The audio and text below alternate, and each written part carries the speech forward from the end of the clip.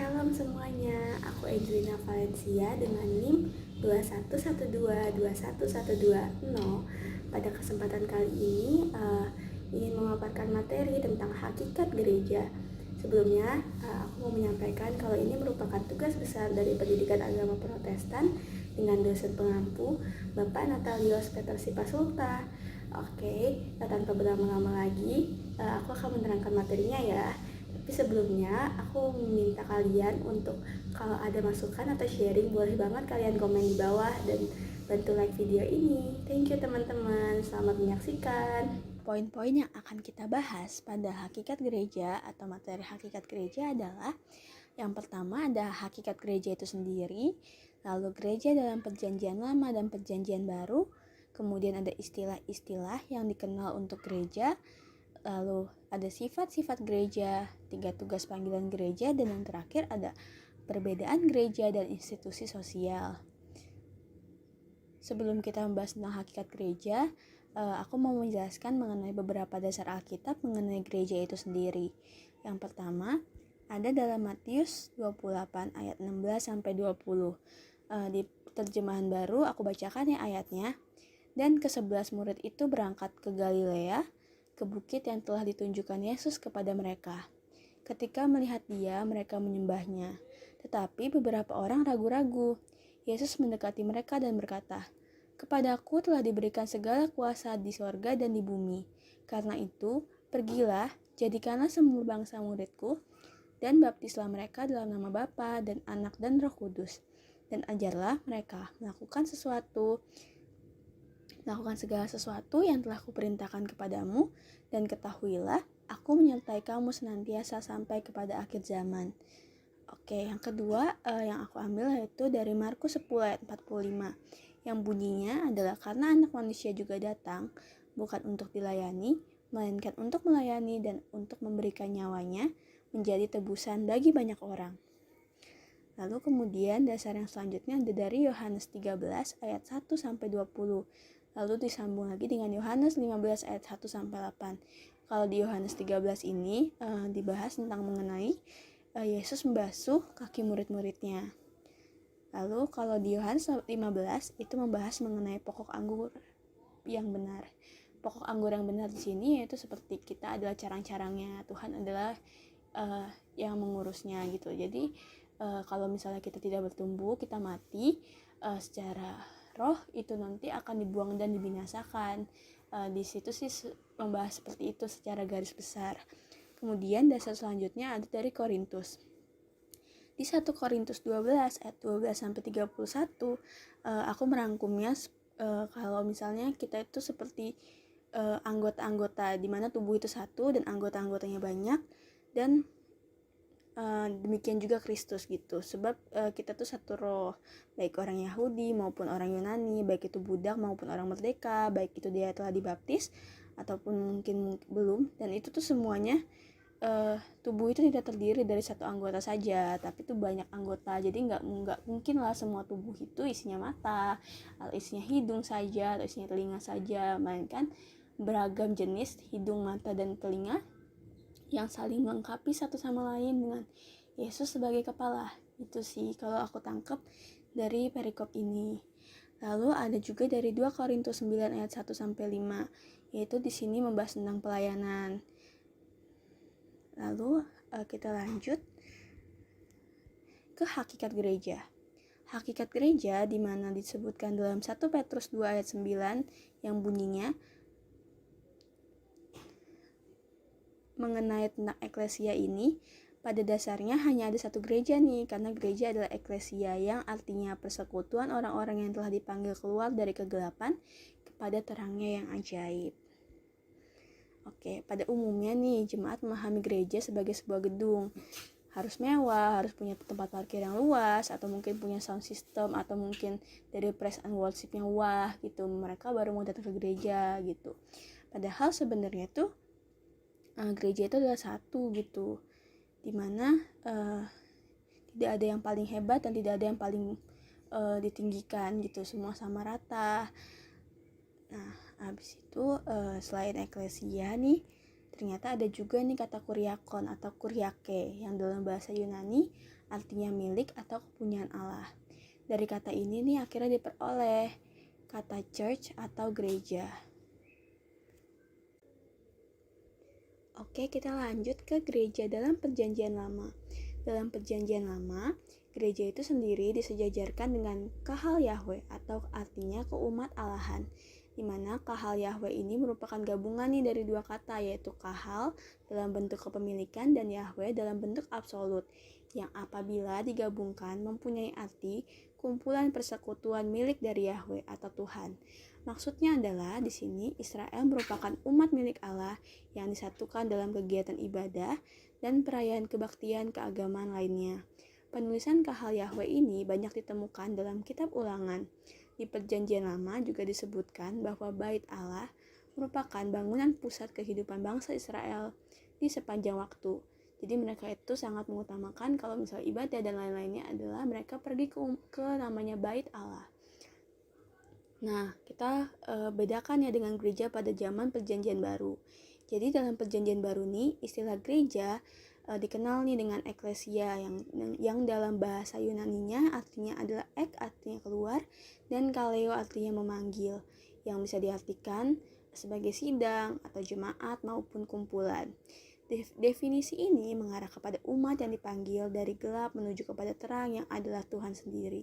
Sehingga tujuan dari pemanggilan Tuhan ini adalah supaya umat mengalami suatu pertumbuhan dan perubahan yang lebih positif setelah dipanggil keluar dari yang namanya kegelapan. Oke, ini tuh dari kita sendiri zaman ini pun kita sudah mengetahui bahwa yang namanya ibadah ke gereja maupun maksudnya gereja itu sendiri adalah untuk membangun kerohanian kita, membangun pertumbuhan kita baik itu secara rohani maupun juga jasmani gitu. Oke, kita langsung ke materi selanjutnya, yaitu istilah-istilah untuk gereja. Nah, istilah-istilah untuk gereja ini ada 4 nih. Yang pertama adalah bangunan Allah. Kenapa ya gereja disebut bangunan Allah? Dalam 1 Petrus 2 ayat 6, di sini tuh disebutkan dan dijelaskan bahwa Kristus merupakan batu penjuru. Nah, Kristus sebagai batu penjuru di sini artinya adalah Tuhan itu yang bangun, Tuhan yang berinisiatif untuk membangun sebuah gereja dari jemaat mula-mula nih. Jadi tuh batu penjurunya itu adalah Tuhan, batu yang paling kuat gitu sebagai dasar. Kemudian ada tubuh Kristus. Tubuh Kristus di mana di 1 Korintus 12 ayat 12 sampai dengan 17 menerangkan bahwa Kristus adalah kepala dan kita semua anggota-anggotanya.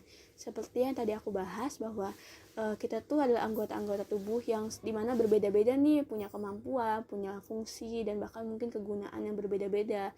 Tapi kita sama-sama melayani, dan bahkan kalau kita tidak ada, mungkin kita sebagai tangan kita tidak ada tangan di suatu anggota tubuh, itu berbahaya, itu tidak bisa yang namanya disebut sebagai anggota tubuh yang lengkap itu. Dimana Tuhan adalah kepala, di sini Tuhan yang mengatur segala fungsi tubuh. Dimana kalau misalnya kita sebagai tangan, kita berfungsi sebagai tangan dan bukan berfungsi sebagai kaki. Dan apabila kita sebagai kaki, kita berfungsilah sebagai kaki dan bukan sebagai mata. Seperti itu. Lalu gereja sebagai tubuh Kristus dipahami juga nih kalau di dalam rangka kesatuan dari berbagai anggota, maupun misalnya orang Yahudi, orang Yunani, tadi seperti orang budak atau mungkin orang merdeka, dan karunia yang berbeda-beda, tapi ada dalam satu kesatuan karena Kristus adalah kepalanya. Nah, habis itu kayak gereja sebagai tubuh Kristus itu adalah suatu persekutuan, di mana setiap anggotanya terpanggil untuk mengutamakan kepentingan yang lainnya, bukan kepentingan diri sendiri lagi, melainkan kepentingan orang lain. Oke, jadi kita harus hidup solidar dengan anggota-anggota lain nih. Solidaritas itu harus dijaga ya teman-teman. Oke, kita langsung ke poin yang ketiga, yaitu mempelai wanita. Nah, kalian tahu gak sih mempelai wanita itu apa? Mempelai wanita itu tuh seperti kayak pengantin wanitanya di dalam suatu acara pernikahan.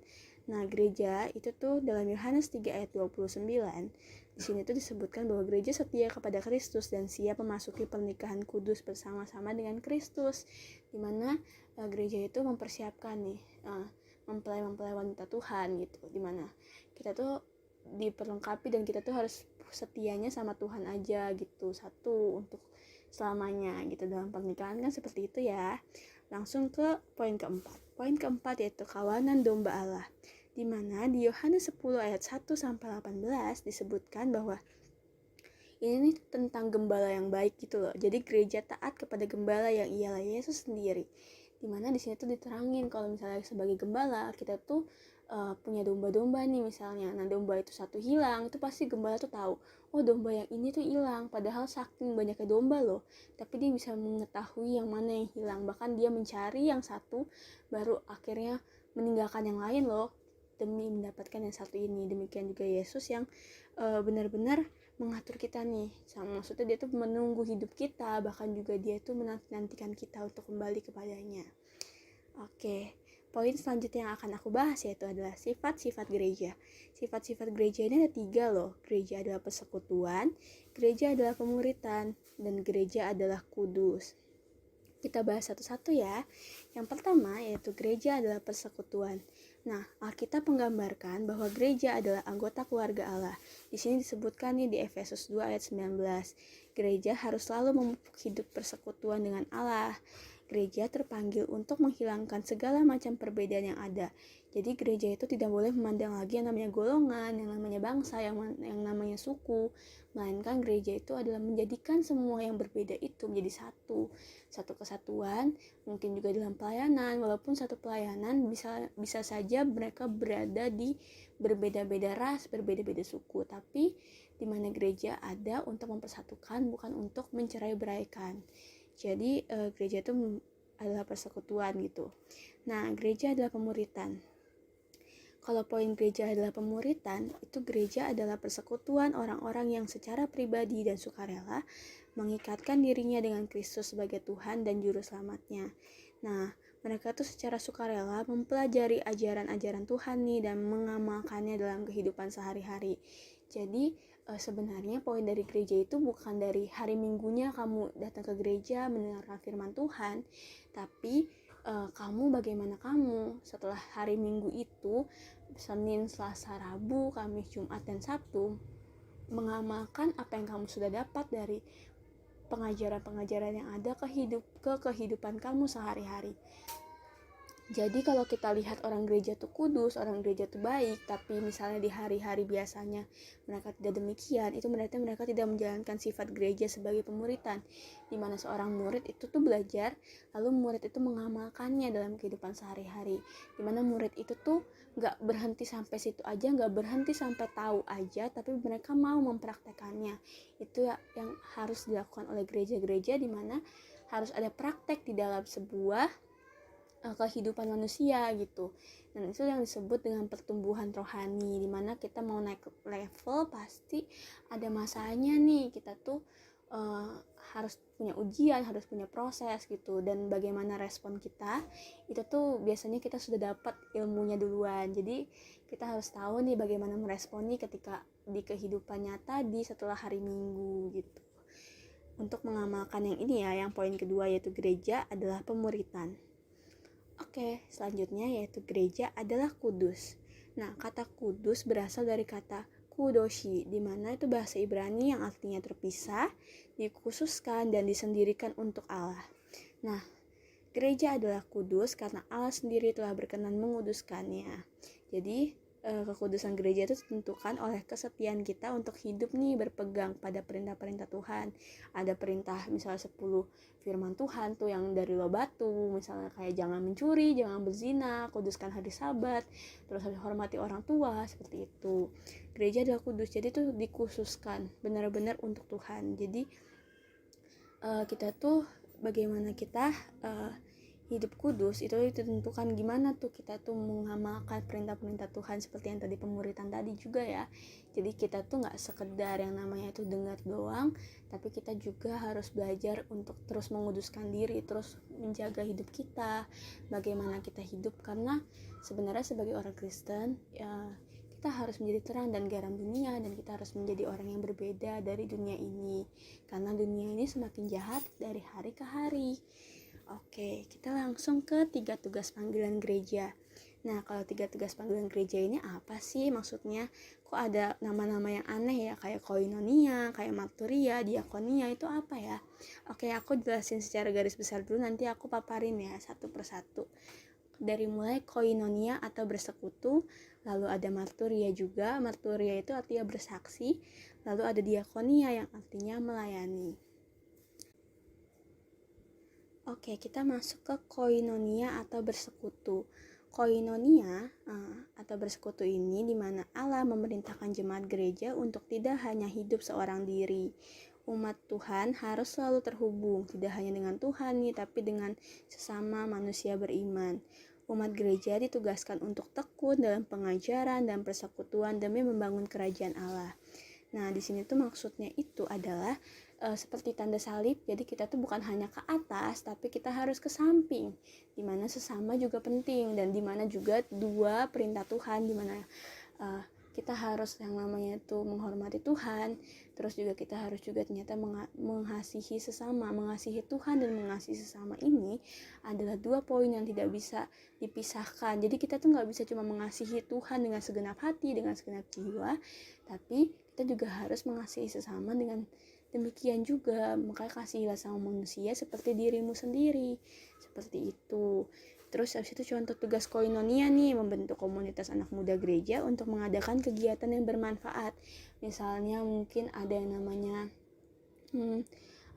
saling belajar gitar, atau misalnya ada keadaan yang ada kejadian atau aktivitas yang dibikin nih secara tidak sengaja gitu untuk mempersatukan anak-anak muda.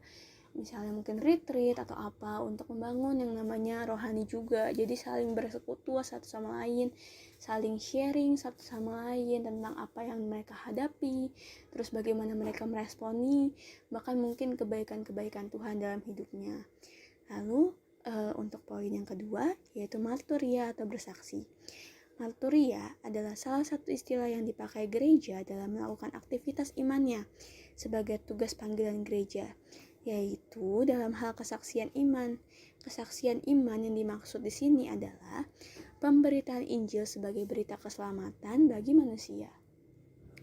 Nah, selain daripada bersekutu, kita tuh juga harus bersaksi gitu, keluar dan menjangkau keluar orang-orang yang mungkin juga butuh Tuhan. Bukan mungkin lagi, pasti butuh Tuhan. Dan mungkin juga kita tuh kan sulit ya kadang-kadang untuk yang namanya mengutarakan nih kebaikan-kebaikan Tuhan. Jadi tuh sebenarnya kita tuh harus belajar berproses untuk yang namanya bersaksi keluar. Karena yang namanya kebaikan Tuhan itu tidak pernah bisa kita lukis, bahkan tidak pernah kita tulis. Bahkan aku pernah dengar kalau kata-katanya seperti ini, gak mungkin deh kamu satu hari lewat tanpa ngerasain kebaikan Tuhan.